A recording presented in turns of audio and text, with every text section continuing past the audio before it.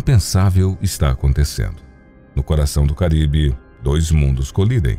De um lado, a maior potência militar do planeta. Do outro, um regime isolado, acusado de narcotráfico, corrupção e autoritarismo. Estados Unidos e Venezuela estão em rota de colisão. E a tensão chegou a níveis que não víamos há anos. A crise não começou agora. Desde 2017, Washington se recusa a reconhecer Nicolás Maduro como presidente legítimo. Acusações de fraude eleitoral, repressão à oposição e alianças obscuras com militares mancharam seu governo. Donald Trump, em seu primeiro mandato, sempre foi categórico de que Maduro não passava de um ditador e deveria ser removido do poder. Mas o conflito tomou outra dimensão quando Washington intensificou a pressão sobre o regime venezuelano. O governo dos Estados Unidos já havia acusado Maduro de chefiar o chamado Cartel de los Soles, uma organização criminosa ligada às Forças Armadas da Venezuela, formado por generais e políticos de alto escalão e envolvida no tráfico internacional de drogas. Los Soles foi inclusive designado como organização terrorista por Washington.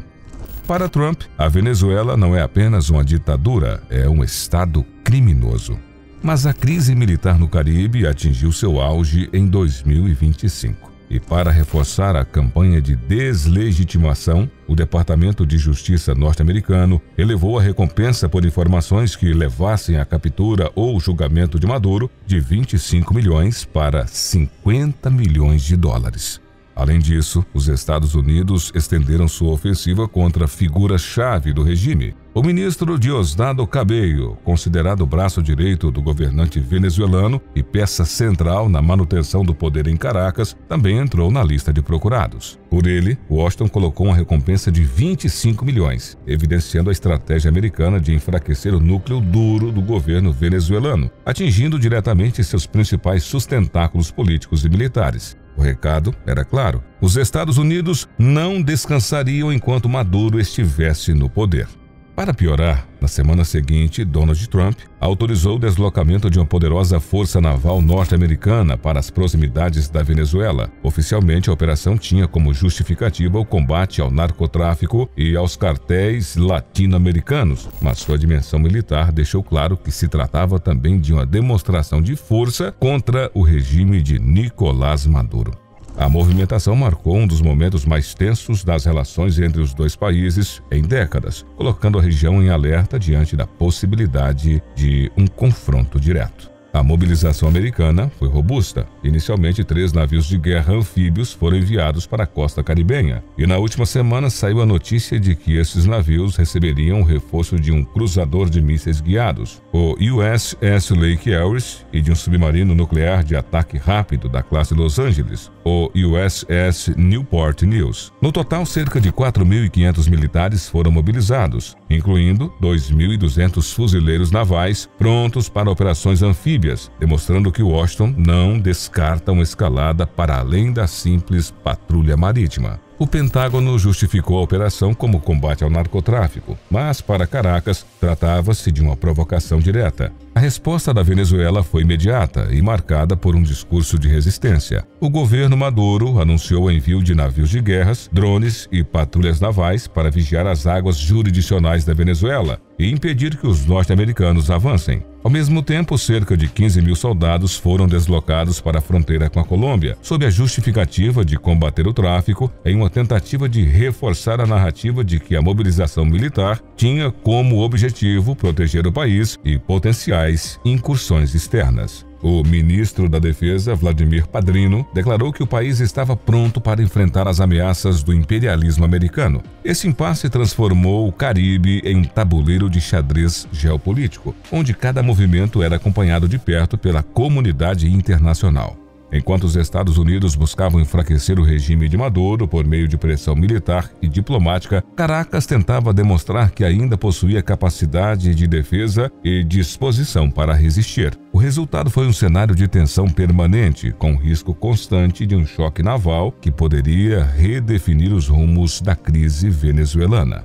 Dentro da Venezuela, a reação de Nicolás Maduro à pressão crescente dos Estados Unidos foi marcada por um discurso agressivo e nacionalista. O ditador acusou Washington de praticar o imperialismo clássico, tentando impor uma mudança de regime por meio de intimidação militar e da asfixia econômica. Para Maduro, a mobilização naval do Caribe não passava de uma tentativa disfarçada de invasão e de violação da soberania nacional, argumento utilizado constantemente para reforçar sua posição política interna. Na terça-feira, a Venezuela anunciou uma resposta militar direta à crescente pressão dos Estados Unidos no Caribe. O ministro da Defesa, Vladimir Padrino, publicou um vídeo nas redes sociais revelando o envio de navios de guerras e drones para patrulhar a costa caribenha do país. Ele destacou a presença de embarcações maiores, mais ao norte, em nossas águas territoriais, reforçando a mensagem de que Caracas não aceitaria intimidações. A medida foi vista como um gesto de força simbólica, tentando mostrar que a Venezuela não permaneceria passiva diante da movimentação naval americana.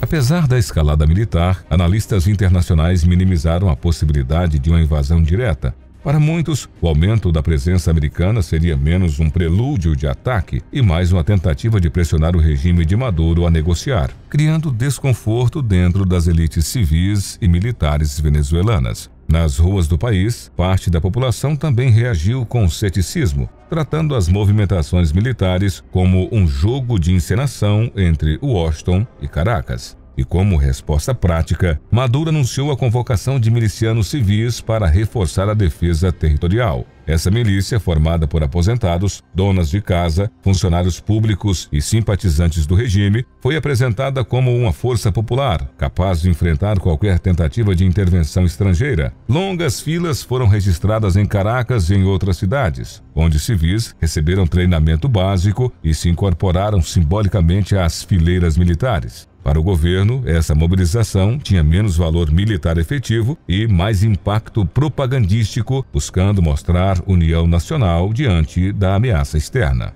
Paralelamente, a propaganda estatal venezuelana intensificou-se em rádios, televisões e redes sociais. O governo passou a repetir a narrativa de que a Venezuela seria um território limpo e livre do narcotráfico, acusando os Estados Unidos de inventar justificativas para justificar sua ofensiva. No entanto, analistas internacionais consideram esse discurso uma fantasia política, já que múltiplas investigações apontam a ligação direta de altos membros do regime chavista com o tráfico internacional de drogas, especialmente por meio do Cartel de los Soles.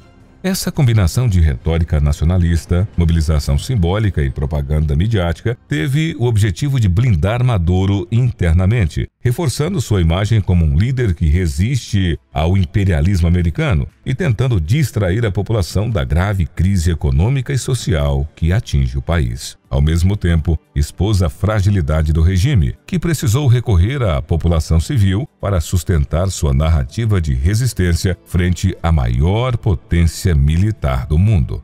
A pressão internacional também não se limitou às recompensas pedidas pelo ditador, mas atinge Maduro diretamente no bolso. Sua fortuna pessoal está estimada que ultrapasse 1,2 bilhão de dólares, guardados em paraísos fiscais. Investigações apontam que o regime vendeu ilegalmente quase 300 toneladas de ouro em operações clandestinas que envolveram Rússia, Turquia e Emirados Árabes. Em agosto de 2025, autoridades norte-americanas anunciaram a apreensão de mais de 700 milhões de dólares em ativos ligados ao ditador. Entre os bens confiscados estavam mansões na Flórida e no Caribe, uma fazenda de cavalos, carros de luxo, joias e grandes quantias em dinheiro.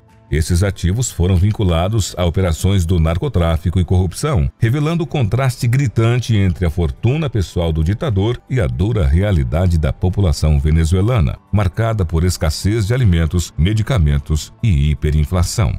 Essas medidas tiveram impacto imediato no cenário internacional, ampliando o isolamento de Maduro e expondo a rede financeira que sustenta seu regime. Ao atacar diretamente os bens e a imagem dos líderes chavistas, Washington buscava enfraquecer a coesão interna do governo venezuelano e estimular fissuras no alto escalão, criando um ambiente mais propício para a mudança de poder no país.